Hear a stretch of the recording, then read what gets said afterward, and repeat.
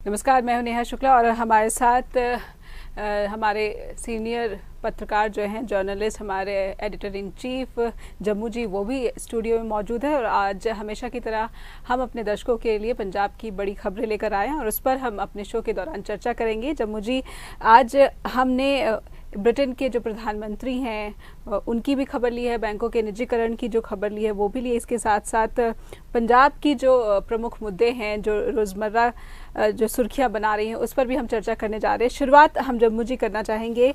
जो बैंकों का प्राइवेटाइजेशन है उसका विरोध किया गया है। जो हमने पिछले दिनों देखा कि 15 और 16 मार्च दोनों ही दिन बैंक कर्मियों का एक हड़ताल जो रहा है उसका व्यापक असर देखा गया है और उसका जो है असर केंद्रीय वित्त मंत्री निर्मला सीतारमण पर भी देखा गया। उन्होंने हालांकि सफाई देने की कोशिश की है कि नौकरियां नहीं जाएंगी। ये एक तरह का आश्वासन केंद्रीय वित्त मंत्री की तरफ से मिला है कि बैंकों का निजीकरण तो होगा लेकिन इससे नौकरियों पर कोई खतरा नहीं होगा। तो इस बारे में आपका क्या कहना है? देखो नेहा जी, 2 दिन साडे देश के बैंकों ने हड़ताल की। 10 लाख मुलाजम बैंकों के विच है। उस तो बाद जिहड़े बीमा खेत्र के मुलाजम ने वो भड़के हड़ताल करने की तैयारी दे विच ने। जिहड़ा इस मुद्दे के उपर केंद्रीय वित्त मंत्री सीतारमण ने जवाब दिता ना, वो जवाब उन्हां दा कोई उस तरीके का जवाब बनता भी जिवें कवे भी कोई अपना घर वेच दवे तो जिहड़ा विच किराएदार रखिया होवे ना उन्होंने कवे भी मैं तेनों कोई नहीं इत्थों हिलाएगा, तू उन्हां नूं किराया देंदा रहे तो तेरा काम चलता रहेगा। ये तो जिन्हें मकान खरीदना है ਉਹਦੇ ते निर्भर करता ना भी वो जिहड़ा ਉਹਦਾ किराएदार है ਉਹਨੇ ਉਹ रखना ਜਾਂ नहीं रखना, ਉਹਨੂੰ ਕੱਲ ਨੂੰ ਵੱਧ किराया देने वाला मिल जाए ਉਹਨੂੰ हटा देगा। बिल्कुल बिल्कुल। ਤੇ ਜਿਹੜੇ बैंक ਤੁਸੀਂ प्राइवेट करोगे, ਇਹ ਜਿਹੜੇ प्राइवेट प्लेयर ਆਉਣਗੇ ਉਹਨਾਂ ਤੇ निर्भर करेगा ना ਵੀ ਉਹ ਜਿਹੜੇ ਆਪਣੇ ਮੁਲਾਜ਼ਮ ਹੈ ਉਹਨਾਂ ਨੂੰ ਰੱਖਣ ਕੱਢਣ। ਸਰਕਾਰ ਕੁਝ ਕਹਿ ਸਕਦੀ ਵੀ ਤੁਸੀਂ ਕੱਢਿਓ ਨਾ, ਵਰਬਲ ਇਸ ਕਿਸਮ ਦੀ ਅੰਡਰਟੇਕਨ, ਪਰ ਜਿਹੜਾ ਮਾਲਕ ਹੋਏਗਾ ਨਾ ਉਹਦੇ ਮੁਤਾਬਕ ਹੀ ਚੱਲੇਗਾ ਨਾ ਸਾਰਾ ਕੰਮ।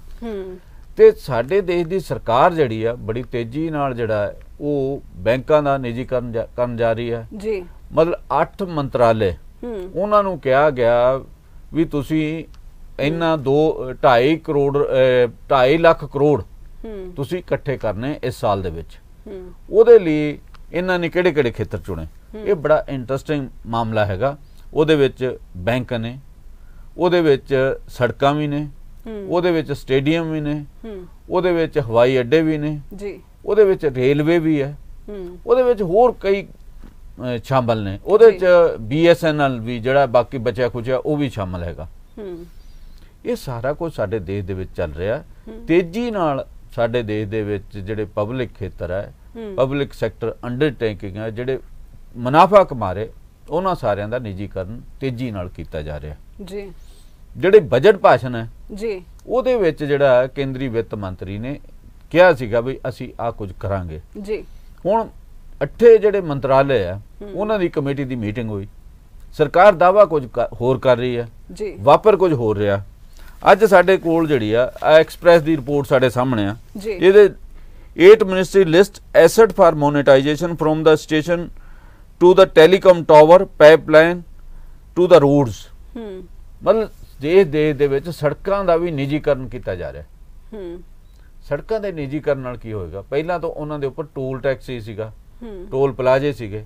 ਜਿਹੜੀ ਸੜਕ ਪ੍ਰਾਈਵੇਟ ਹੋ ਜਾਏਗੀ ਉਹਦਾ ਇੱਕ ਨਵਾਂ ਉਹਦੇ ਤੇ ਚੱਲਣ ਵਾਲਿਆਂ ਦਾ ਕੀ ਅਧਿਕਾਰ ਰਹਿ ਜਾਏਗਾ? ਉਹਨਾਂ ਨੂੰ ਤਾਂ ਹਰੇਕ ਨੂੰ ਟੈਕਸ ਦੇ ਕੇ ਜਾਣਾ ਪਏਗਾ ਨਾ ਜੀ।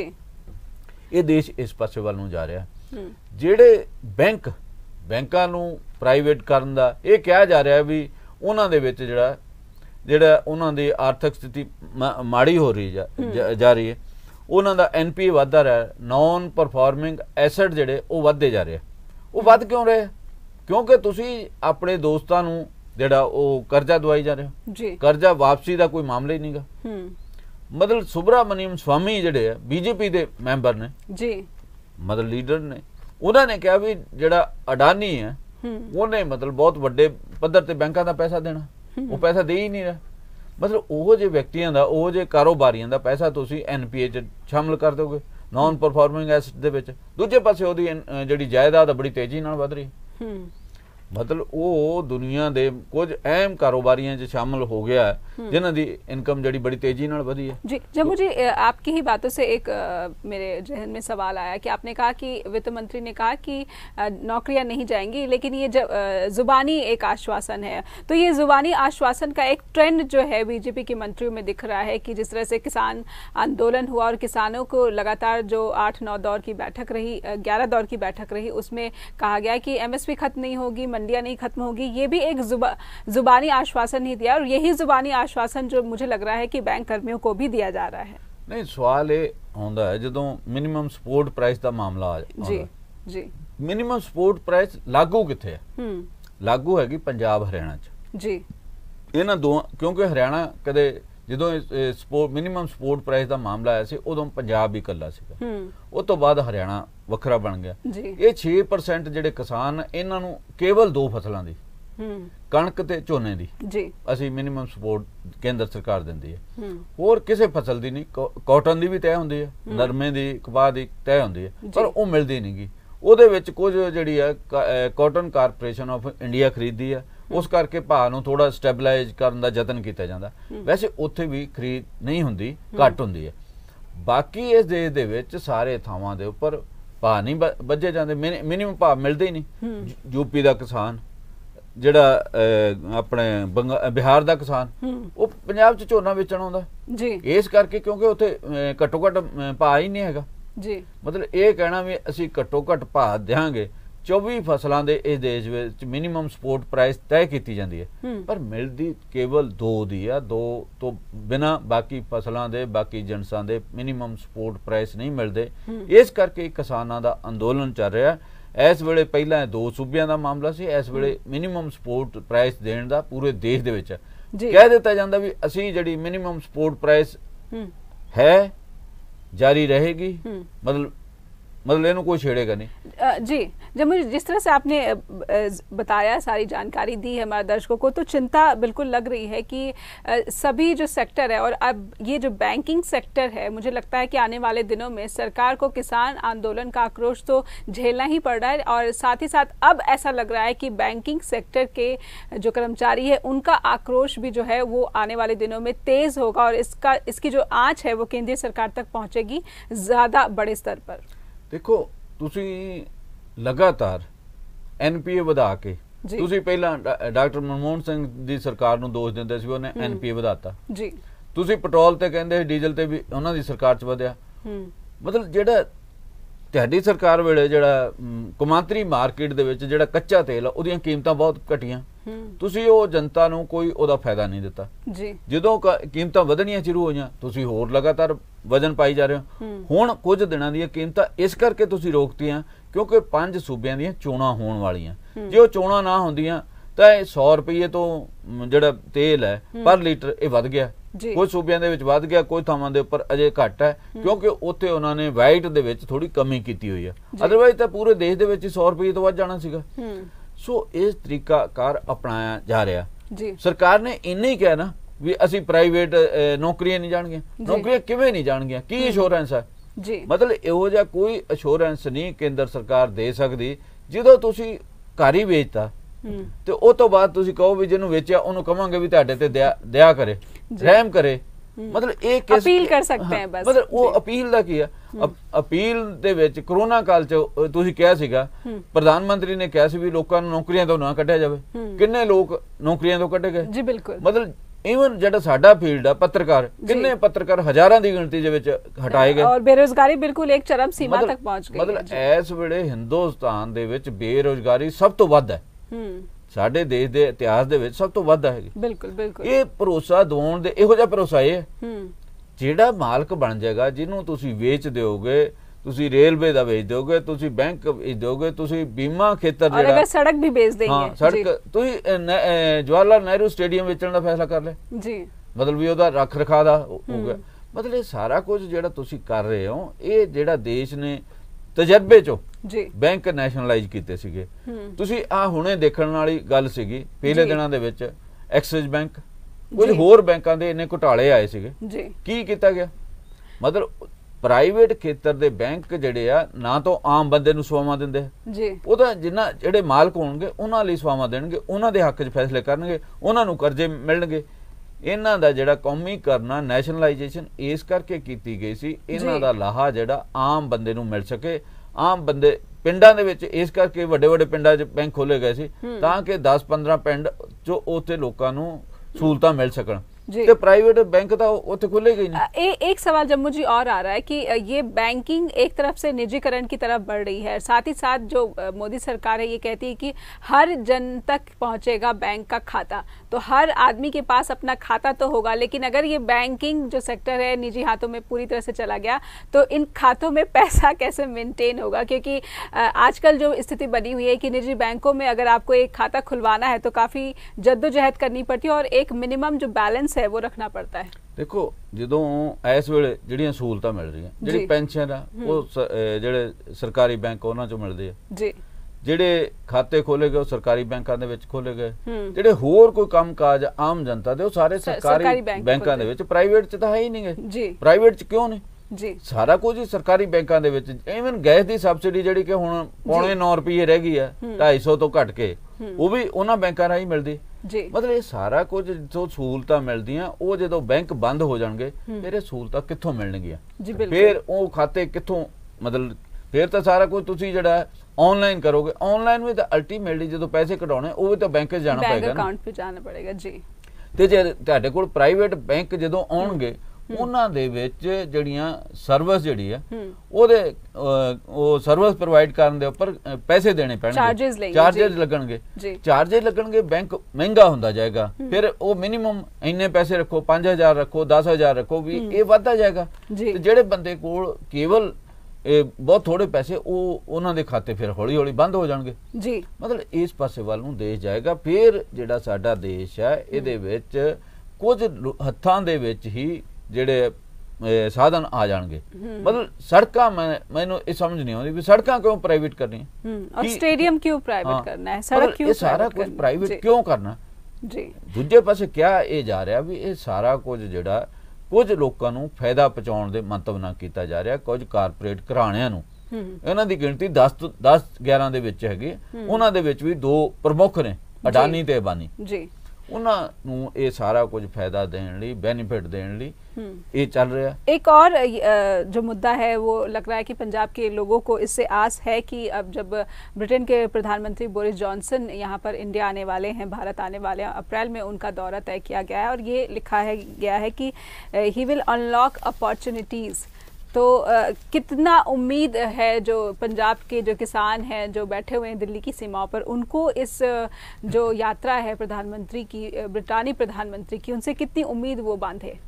देखो उम्मीद इस अंदोलन किसानी के अंदोलन पहला पूरे देश चो पहला तो लिमिटेड सी ना, पहला तो पंजाब हरियाणा, पहला सब तो पहला पंजाब तक सी, फिर हरियाणा तक, फिर उत्तराखंड, फिर यूपी, फिर राजस्थान, ये 5 स्टेट शुरुआत दे विच सीगे। मतलब पहले महीने च कल्ला पंजाब ही सीगा जी, हुण ये पूरे देश दे विच है। इस करके जिहड़े किसान आ जिहड़े 5 सूबियां च चोणां हो रहीआं उत्थे गए होए आ जी भी तुसीं बीजेपी नूं सज़ा दिओ, ये मान रहे है गल। दूजा जिहड़ा कौमांतरी पद्धर ते एक दबाव वध रिहा वो संयुक्त राष्ट्र तो लैके वख-वख देशां तक है। संयुक्त राष्ट्र ने पहला कहा भी जिहड़े स्टेक होल्डर आ तुसीं उन्हां नूं पुछिआ नहीं, उन्हां दी राय नहीं लई, अपनी मनमर्जी नाल इह कीता। दूजा मामला इहदे विच है ये सूबियां दे अधिकारां दी जिहड़ी उलंघना कीती गई, जिहड़े साडा संघी ढांचा जिहनूं कहंदे फैडरलिज्म आ ਉਹਦੇ ਤੇ ਸੱਟ ਮਾਰੀ ਗਈ। ਖੇਤੀਬਾੜੀ ਸੂਬਿਆਂ ਦਾ ਵਿਸ਼ਾ, ਮਾਰਕੀਟਿੰਗ ਸੂਬਿਆਂ ਦਾ ਵਿਸ਼ਾ ਜੀ। ਮਤਲਬ ਉਹਨੂੰ ਛੱਡ ਕੇ ਤੁਸੀਂ ਮਤਲਬ ਕਾਨੂੰਨ ਬਣਾਤੇ, ਮਤਲਬ ਕਾਨੂੰਨ ਰਾਜ ਸਭਾ 'ਚ ਜਿਵੇਂ ਪਾਸ ਹੋਏ ਉਹ ਸਾਰੀ ਦੁਨੀਆ ਜਾਣਦੀ ਹੈ, ਮਤਲਬ ਰੌਲੇ ਰੱਪੇ 'ਚ ਤੁਸੀਂ ਕਿਹਾ ਪਾਸ ਹੈ, ਪਾਸ ਹੋਏ ਨਹੀਂ। ਮਤਲਬ ਤੁਸੀਂ ਕਾਨੂੰਨ ਲਾਗੂ ਕੀਤੇ। ਇਸ ਵੇਲੇ ਜਿਹੜੇ ਆ ਇਹ ਸੁਪਰੀਮ ਕੋਰਟ ਨੇ ਇਹਨਾਂ ਨੂੰ ਹੋਲਡ ਤੇ ਰੱਖਿਆ ਹੋਇਆ ਜੀ। मतलब इस करके क्योंकि इदां दे विच कुछ ना कुछ तो गलतियां हैगियां जिहड़ियां 11 मीटिंगां किसानां नाल होईयां उन्हां दे विच केंद्री मंत्री नरेंद्र सिंह तोमर ने मन्निया भी असीं इन्हां नूं सोधां करन लई तैयार हां। सोधां तां ही कीतियां ना, अमेंडमेंट्स तां ही कर रहे ना क्योंकि इहदे च नुक्स ने। किसान इहदी थां ते कहंदे भी इन्हां नूं रिपील करो, खत्म करो, ये चाहीदे नहींगे, ना ही असीं मंगे। मतलब ये जिहड़ी गल है ਜਦੋਂ ਤੁਸੀਂ ਬੰਨੀ ਨਹੀਂ, ਤੁਸੀਂ ਉਹਦੀ ਥਾਂ ਤੇ ਹੁਣ ਵੀ ਇੱਕ ਦਿਨ ਪਹਿਲਾਂ ਇਹਨਾਂ ਦੇ ਇੱਕ MP ਸਾਕਸ਼ੀ ਮਹਾਰਾਜ ਉਹਨੇ ਕਿਹਾ ਵੀ ਇਹ ਅੰਦੋਲਨ ਖਾਲਿਸਤਾਨੀ ਹੈ, ਇਹ ਅੰਦੋਲਨ ਵੱਖਵਾਦੀਆਂ ਦਾ। ਮਤਲਬ ਰਾਜਨਾਥ ਸਿੰਘ ਇਹਨਾਂ ਗੱਲਾਂ ਨੂੰ ਰੱਦ ਕਰ ਚੁੱਕੇ ਵੀ ਇਹਨਾਂ ਨੂੰ ਇਵੇਂ ਨਹੀਂ ਡੀਲ ਕੀਤਾ ਜਾਣਾ ਚਾਹੀਦਾ, ਇਹ ਕਿਸਾਨਾਂ ਦਾ ਅੰਦੋਲਨ ਹੈ। ਇੱਕ ਪਾਰਟੀ ਦੇ ਵਿੱਚ ਹੀ ਇਸ ਅੰਦੋਲਨ ਬਾਰੇ 36 ਕਿਸਮ ਦੀਆਂ ਰਾਵਾਂ ਨੇ, ਮਤਲਬ 36 ਤਰੀਕੇ ਨਾਲ ਇਹਨੂੰ ਭੰਡਿਆ ਗਿਆ ਜੀ। ਬੇਸਿਕਲੀ ਤੇ ਕਿਸਾਨਾਂ ਦਾ ਅੰਦੋਲਨ ਹੈ ਨਾ। ਪਹਿਲਾਂ ਇਹ ਕਹਿੰਦੇ ਪੰਜਾਬ ਦਾ, ਫਿਰ ਹੁਣ ਵੀ ਕਦੇ ਕਦੇ ਕਹਿ ਦਿੰਦੇ ਪੰਜਾਬ ਦਾ। ਜੇ ਪੰਜਾਬ ਦਾ ਤਾਂ ਹਰਿਆਣੇ ਦੇ ਮੁੱਖ ਮੰਤਰੀ ਕਿਉਂ ਨਹੀਂ ਵੱਖ-ਵੱਖ ਥਾਵਾਂ ਤੇ ਜਾ ਸਕਦੇ? ਉਪ ਮੁੱਖ ਮੰਤਰੀ ਦੁਸ਼ਯੰਤ ਚੌਟਾਲਾ ਉਹ ਕਿਉਂ ਨਹੀਂ ਚੱਲ ਜਾਂਦੇ? ਇਹਨਾਂ ਦੇ MLA ਕਿਉਂ ਨਹੀਂ ਚੱਲ ਜਾਂਦੇ? ਸਾਬਕਾ ਮੰਤਰੀ ਕਿਉਂ ਨਹੀਂ ਜਾ? ਜਿਹੜਾ ਵੀ ਨਿਕਲਦਾ ਉਹਦਾ ਲੋਕ ਘਰਾ ਕਰਦੇ ਆ। ਫਿਰ ਹੁਣ ਉਹਨਾਂ ਨੇ ਪਿੰਡਾਂ 'ਚ ਲਿਖਣਾ ਸ਼ੁਰੂ ਕੀਤਾ, ਇੱਥੇ BJP ਤੇ JJP ਦੇ ਮੈਂਬਰ ਜਿਹੜੇ ਆ ਆਗੂ ਨਾ ਹੋਣ, ਮੀਟਿੰਗਾਂ ਦਾ ਬਾਈਕਾਟ ਹੋਣ ਲੱਗ ਗਿਆ ਜੀ। ਹਰਿਆਣੇ ਦੇ ਵਿੱਚ ਵੀ ਇਕੁਅਲੀ ਇਹ ਅੰਦੋਲਨ ਵੱਧਦਾ ਜਾ ਰਿਹਾ ਤੇ ਦੂਜੇ ਪਾਸੇ ਕਿਸਾਨਾਂ ਦਾ ਕਹਿਣਾ, ਜਿੱਥੇ ਉਹ ਗਏ ਆ ਵੱਖ-ਵੱਖ ਸੂਬਿਆਂ ਦੇ ਵਿੱਚ, ਉੱਥੇ ਉਹ ਰੈਲੀਆਂ ਕਰ ਰਹੇ, ਲੋਕਾਂ ਨੂੰ ਦੱਸ ਰਹੇ ਵੀ BJP ਨੂੰ ਕਿਉਂ ਹਰਾਉਣਾ ਜ਼ਰੂਰੀ ਹੈ। ਹੁਣ ਮੈਨੂੰ ਇਹਦੇ ਤੇ ਇਹ ਲੱਗਦਾ ਹੈ, ਇੱਕ ਪਾਸੇ ਕਿਸਾਨ ਹੈ, ਦੂਜੇ ਪਾਸੇ ਜਿਹੜੀਆਂ ਟ੍ਰੇਡ ਯੂਨੀਅਨ ਆ ਉਹ ਵੀ ਇਸ ਮੁੱਦੇ ਤੇ ਇਕੱਠੀਆਂ ਹੋ ਜਾਣਗੀਆਂ। ਕਿਸਾਨ ਤੇ ਜਿਹੜੇ ਮੁਲਾਜ਼ਮ ਨੇ ਉਹ ਇਕੱਠੇ ਹੋ ਕੇ ਇਸ ਦੇਸ਼ ਦੇ ਵਿੱਚ ਇਸ ਸਰਕਾਰ ਦੇ ਖਿਲਾਫ ਅੰਦੋਲਨ ਕਰਨਗੇ, ਇਸ ਪਾਸੇ ਵੱਲ ਨੂੰ ਵਧਣਗੇ, ਤਾਂ ਕਿ ਮੋਦੀ ਸਰਕਾਰ ਨੂੰ ਜਿਹੜੀਆਂ ਲੋਕ ਵਿਰੋਧੀ ਨੀਤੀਆਂ ਉਹਨਾਂ ਤੋਂ ਰੋਕਿਆ ਜਾ ਸਕੇ, ਨਿੱਜੀਕਰਨ ਤੋਂ ਰੋਕਿਆ ਜਾਵੇ, ਉਹਨਾਂ ਅਦਾਰਿਆਂ ਦਾ ਜਿਹੜੇ ਪ੍ਰੋਫਿਟ ਮੇਕਿੰਗ ਨੇ, ਜਿਹੜੇ ਮੁਨਾਫਾ ਦੇਣ ਵਾਲੇ, ਉਹਨਾਂ ਅਦਾਰਿਆਂ ਤੋਂ ਰੋਕਿਆ ਜਾ ਸਕੇ ਵੀ ਉਹਨਾਂ ਦਾ ਨਿੱਜੀਕਰਨ ਨਾ ਕਰੋ, ਉਹਨਾਂ ਨੂੰ ਨਾ ਵੇਚੋ ਮੁਫਤ ਦੇ ਵਿੱਚ। ਬੜੇ ਮਿਹਨਤ ਨਾਲੇ ਬਣੇ ਆ ਤੇ ਲੋਕਾਂ ਦੀ ਸੇਵਾ ਲਈ ਨੇ, ਬੈਂਕ ਖਾਸ ਕਰਕੇ ਲੋਕਾਂ ਦੀ ਸੇਵਾ ਕਰਦੇ ਨੇ। ਇਸ ਕਰਕੇ ਜੇ ਬੈਂਕ ਨਹੀਂ ਰਹਿਣਗੇ ਤਾਂ ਆਮ ਬੰਦੇ ਨੂੰ, ਬਹੁਤ ਸਾਰੇ ਲੋਕ ਤਾਂ ਅਜੇ ਇਸ ਗੱਲ ਦੀ ਆਸ ਲਾਏ ਫਿਰਦੇ ਆ ਵੀ ਸਾਨੂੰ ਉਹ 15-15 ਲੱਖ ਵੀ ਆਉਣੇ ਜਿਹੜੇ ਪ੍ਰਧਾਨ ਮੰਤਰੀ ਨੇ ਕਿਹਾ ਸੀਗਾ। ਕਿਸੇ ਨੇ ਕਿਹਾ, ਮਤਲਬ ਘਰ ਦੇ ਵਿੱਚ ਗੱਲ ਹੋਣ ਲੱਗੀ ਤੇ ਉਹਦੇ ਚ ਔਰਤ ਜਾਂਦੀ ਹੈ, ਉਹਨੂੰ ਪੁੱਛਦੇ ਵੀ ਤੁਸੀਂ ਕਰਨ ਗਏ? ਕਹਿੰਦੇ ਮੈਂ ਬੈਂਕ 'ਚ ਦੇਖਣ ਗਏ ਵੀ 15 ਲੱਖ ਆ ਗਏ ਕਿ ਨਹੀਂ ਆ ਗਏ। ਉਹ ਤੋਂ ਪਹਿਲਾਂ ਉਹ ਇਹ ਗੱਲ ਕਹਿੰਦੀ ਵੀ ਮੈਂ ਸੋਚਿਆ ਵੀ ਮੈਂ ਤੈਨੂੰ ਪੈਸੇ ਦੇਣੇ ਆ। ਕਹਿੰਦੇ ਕਿੰਨੇ ਦੇਣੇ? ਕਹਿੰਦੇ 15 ਲੱਖ। ਕਿਹਾ ਲਿਆ ਕਿੱਥੋਂ ਦੇਂਗੇ? ਕਹਿੰਦੀ ਉਹ ਅਜੇ ਜਿਹੜੇ ਆਉਣੇ ਬੈਂਕ 'ਚ, ਕਹਿੰਦੇ ਉਹ ਮੈਂ देखਣ जानी है रोज, वो आउंदे ही नहीं गए ते आने भी नहीं गए जी। मतलब इस तरीके की हालत है जी। एक जम्मू जी, क्या ऐसा लगता है कि जब तक अप्रैल में बोरिस जॉनसन भारत आएंगे तब तक ये किसान आंदोलन की जो बातचीत फिर से शुरू होने की बात की जा रही है, क्या इस मुकाम तक पहुंचा जा सकेगा, या हम देख पाएंगे कि फिर से जो बातचीत का जो टेबल है फिर से दोनों पक्ष वहां पर बैठे होंगे? ऐसा लग रहा है क्योंकि थोड़ा सा जो इस माहौल को है वो तनावपूर्ण बने रहने देने से बचेगी सरकार, जहां तक मुझे लग रहा है मोदी सरकार। देखो, इस ਜਿਹੜੀਆਂ 5 ਸੂਬਿਆਂ ਦੀਆਂ ਚੋਣਾਂ ਹੋ ਰਹੀਆਂ ਉਹ ਬਹੁਤ ਅਹਿਮ ਨੇ, ਇਸੇ ਕਰਕੇ ਅਹਿਮ ਨੇ ਜੀ।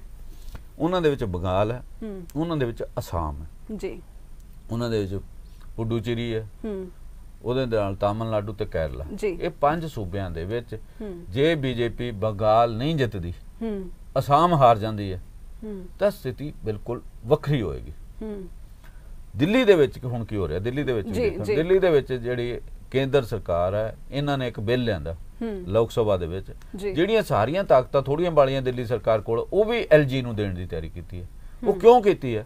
ਕਿਉਂਕਿ ਜਿਹੜੀਆਂ ਹੁਣੇ ਵਾਰਡਾਂ ਦੀਆਂ ਉੱਥੇ ਚੋਣਾਂ ਹੋਈਆਂ ਸੀ, 3 ਉੱਥੇ ਨਿਗਮ ਨੇ ਦਿੱਲੀ ਦੇ ਵਿੱਚ, 3 ਨਿਗਮਾਂ ਦੇ 5 ਵਾਰਡਾਂ ਦੀਆਂ ਚੋਣਾਂ ਸੀਗੀਆਂ ਜੀ। 5 ਵਾਰਡਾਂ ਦੇ ਵਿੱਚੋਂ ਜਿਹੜਾ ਹਾਲਤ ਹੈ, BJP 3 ਦੇ ਉੱਪਰ ਕਾਬਜਾ, BJP ਦਾ ਕਬਜ਼ਾ 3 ਨਗਰ ਨਿਗਮਾਂ ਦੇ ਉੱਪਰ। ਉਹ 5 ਵਾਰਡਾਂ ਦੇ ਵਿੱਚੋਂ 4 ਵਾਰਡ ਜਿਹੜੇ ਉਹ ਆਮ ਆਦਮੀ ਪਾਰਟੀ ਨੇ ਜਿੱਤਿਆ, ਇੱਕ ਜਿਹੜਾ ਕਾਂਗਰਸ ਨੇ ਜਿੱਤਿਆ।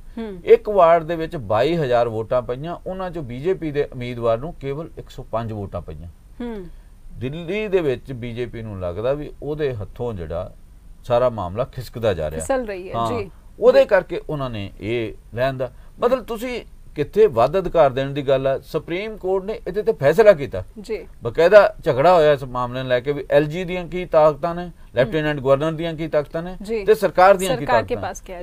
ਇਹਨਾਂ ਤਾਕਤਾਂ ਨੂੰ ਲੈ ਕੇ ਮਾਮਲਾ ਹਾਈ ਕੋਰਟ ਪਹੁੰਚਿਆ, ਹਾਈ ਕੋਰਟ ਸੁਪਰੀਮ ਕੋਰਟ ਪਹੁੰਚਿਆ। ਸੁਪਰੀਮ ਕੋਰਟ ਨੇ ਜਦੋਂ ਡਿਫਾਈਨ ਕਰਤਾ, ਉਸ ਤੋਂ ਬਾਅਦ ਇਹ ਬਿੱਲ ਲਿਆਉਣ ਦੀ ਕੀ ਲੋੜ? ਮਤਲਬ ਸੂਬਿਆਂ ਨੂੰ ਵੱਧ ਅਧਿਕਾਰ ਦੇਣ ਦੀ ਥਾਂ ਤੇ ਜਿੰਨੇ ਅਧਿਕਾਰ ਪਹਿਲਾਂ ਮਿਲੇ ਸੀ ਉਹ ਵਾਰੋ ਵਾਰੀ ਖੋਏ ਜਾ ਰਹੇ। ਤੇ ਦਿੱਲੀ ਉਹਦੀ ਐਗਜ਼ਾਮਪਲ ਆਧਾਰਨ, ਪਹਿਲੇ ਨਾ ਉੱਥੇ ਜਿਹੜੀ ਜ਼ਮੀਨ ਉਹਦੇ ਤੇ ਦਿੱਲੀ ਸਰਕਾਰ ਦਾ ਅਧਿਕਾਰ ਹੈ, ਨਾ ਪੁਲਿਸ ਦੇ ਉੱਪਰ ਅਧਿਕਾਰ ਹੈ, ਨਾ ਕਈ ਹੋਰ ਮਾਮਲਿਆਂ ਦੇ ਵਿੱਚ, ਅਨੇਕਾਂ ਮਾਮਲਿਆਂ ਦੇ ਉੱਪਰ ਦਿੱਲੀ ਸਰਕਾਰ ਦਾ ਕੋਈ ਅਧਿਕਾਰ ਹੀ ਨਹੀਂਗਾ। ਮਤਲਬ ਇਹ एक अजीब स्थिति बनेगी, स्थिति बनी हुई है। लेकिन फिर भी इन तमाम जो स्थिति के बीच जो है केजरीवाल सरकार है वो लगातार एक लोकप्रिय सरकार दिल्ली में बनी हुई है। तो देखा अगर जाए कि जनता का साथ अभी भी दिल्ली में केजरीवाल के साथ है। देखो केजरीवाल सरकार ने भी कुछ मुद्दों के ऊपर केंद्र सरकार का साथ दिता जी। धारा 370 के तोड़न के मुद्दे के उपर जी उन्होंने झूठी बनाने दे। धारा 370 मान लिया, तुम झूठी क्यों बना रहे हो? मतलब कितने वाध अधिकार मांगते 370 के अधीन होर अधिकार मांगते, तुसी वो अधिकार नहीं देंदे। फिर उन्हां कोलों स्टेट हुड दा जी संपूर्ण राज्य का एक होना दर्जा वो भी खो लेने हो, ओदी थां ते तुसी झूठी बना देने। फिर ਜਿਹੜੇ दावे करते हो भी ਇਹਦੇ ਨਾਲ ਸਾਰਾ ਕੁਝ ਹੀ ਸੁਧਰ ਗਿਆ, ਸੁਧਰਿਆ ਕਿਉਂ? ਉੱਥੇ ਅੱਜ ਵੀ ਉੱਥੇ ਮਤਲਬ ਮੌਤਾਂ ਹੁੰਦੀਆਂ ਨੇ, ਅੱਜ ਵੀ ਜਿਹੜੇ ਦਹਿਸ਼ਤਗਰਦ ਉਹ ਮਾਰਦੇ ਨੇ ਲੋਕਾਂ ਨੂੰ। ਮਤਲਬ ਤੁਸੀਂ ਉਹਦੇ ਨਾਲ ਜਿਹੜੀਆਂ ਵੋਟਾਂ ਪਈਆਂ ਪਿੱਛੇ ਇਹ ਜਿਹੜੀਆਂ ਡਿਸਟ੍ਰਿਕਟ ਡਿਵੈਲਪਮੈਂਟ ਕੌਂਸਲਾਂ ਦੀ, ਉਹਦੇ ਚ ਰਿਜ਼ਲਟ ਜੋ ਪਹਿਲਾਂ ਸੀ ਬਣਤਰ ਉਹੋ ਜੀ ਆਈ। ਈਵਨ ਬੀਜੇਪੀ ਨੂੰ ਜਿਹੜਾ ਜੰਮੂ ਦੇ ਵਿੱਚ ਹੋਰ ਹਾਰ ਹੋਈ ਜੀ। मतलब ये सारा जड़ा तजर्बा ਇਹਦਾ कोई नतीजा अजे तक नहीं निकलिया। ठीक है तुसी दावे जो मर्जी करी जाओ जी, पर ये जड़ा सूबा है ਇਹਦੀ एक ਵੱਖਰੀ किस्म की ਬਣਤਰ हैगी है। इस करके ਉਹਨਾਂ ਨੂੰ ਭਰੋਸੇ ਚ ਲੈ ਕੇ ਹੀ ਅੱਗੇ ਜ਼ਿਆਦਾ ਵਧਿਆ ਜਾ ਸਕਦਾ।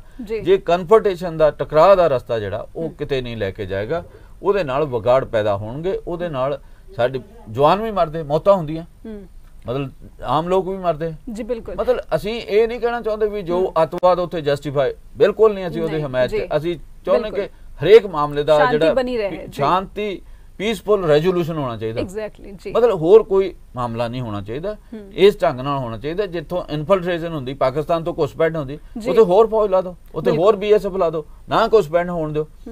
पर एक सूबे नूं मतलब इस तरीके नाल ओहदी ड्यूटी बना दो, ये ठीक तरीका कर नहीं है, गलत तरीका कर अपनाया केंद्र सरकार ने। ये नतीजे चंगे नहीं निकलणगे। उस तरह जिवें इन्हां ने नोटबंदी की थी, उहदे नाल इन्हां कहा सी इहदे नाल काले धन की समस्या खत्म हो जाएगी, इहदे नाल दहशतगर्दी खत्म हो जाएगी, इहदे नाल आ कुछ हो जाएगा, पारदर्शिता आएगी। कितनी पारदर्शिता आई, कितनी दहशतगर्दी खत्म हुई, कितना काला धन खत्म होया, भ्रष्टाचार खत्म हो जाएगा। भ्रष्टाचार मतलब सारा कुछ ही उवें, मतलब साडे देश दे विच सारा कुछ ही उवें चल रहा। मतलब ਜਿਹੜਾ ਭ੍ਰਿਸ਼ਟ ਹੈ जो बीजेपी च आ जाए तो साफ सुथरा हो जाता, जे दूजे पासे होवे तो भ्रिष्ट है। लेकिन एक सवाल अभी भी जम्मू जी मेरे जहन में है कि जब ब्रिटानी प्रधानमंत्री यहाँ पर आएंगे तो क्या ये जो किसानों का मुद्दा है वो उन दोनों नेताओं के, दोनों देशों के नेताओं के बीच ये मसला उठना ही मुझे लगता है कि उठेगा शायद, क्योंकि एक दबाव कहीं ना कहीं बोरिस जॉनसन पर भी दिखता है। देखो ये मसला इस रूप दे विच नहीं उठेगा, ये सानू ध्यान च रहना चाहिए, क्योंकि वो कह चुके हैं भी जिहड़े खेती कानून बनाना वो इत्थों दी सरकार दा अपना अंदरूनी मामला उठेगा किते, जिथे किसानों दे उपर केस बनाए गए, जिथे उन्हां दे पानी दीयां बछाड़ा मारियां गईयां, जिथे उन्हां दे उपर अथरू गैस दे गोले सुटे गए, जिथे उन्हां दे उपर लाठी चार्ज किया गया, जिथे 307 जिथे देशद्रोह वर्गे केस बनाए गए। ये मामले है इहदे नाल ही जिहड़े इत्थों दे पत्रकार आ जिन्हां दे उपर देशद्रोह के केस बनाए गए, जिन्हों के उपर UAPA लागू किया गया, ये बहुत सारे मामले ने जिन्हों के उपर सवाल उठणगे। वैसे भी भारत की जिहड़ी है इंडैक्स जिहड़े साडे देश की हैगी है आज़ादी के मामले च, लोगों की फ्रीडम के मामले च वो हेठां डिग रही है। मतलब ये सारा कुछ इन्हां गल्लां दे इन्हां मुद्दों ते गलबात होएगी।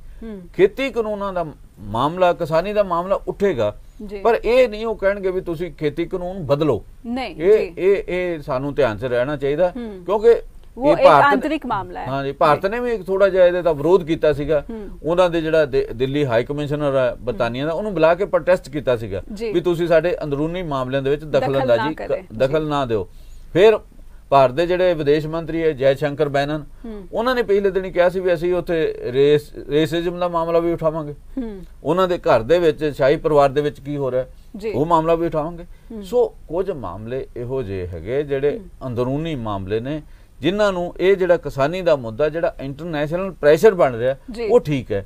इस देश दे विच भी जिहड़ा 5 सूबे दी चोणां तो बाद किस किस्म दी स्थिति बनेगी ਉਹਦੇ ਉੱਪਰ काफ़ी कुछ निर्भर करेगा। उस तो बाद ही जिहड़ी आ गलबात जिहड़ी शुरू होएगी। गलबात वैसे लगता है कि कदे भी शुरू हो सकती है, क्योंकि राजनाथ सिंह ने भी कहा पार्लीमेंट दे विच भी, बाहर भी कहा ਵੀ ਗੱਲਬਾਤ ਸ਼ੁਰੂ ਹੋਣੀ ਚਾਹੀਦੀ।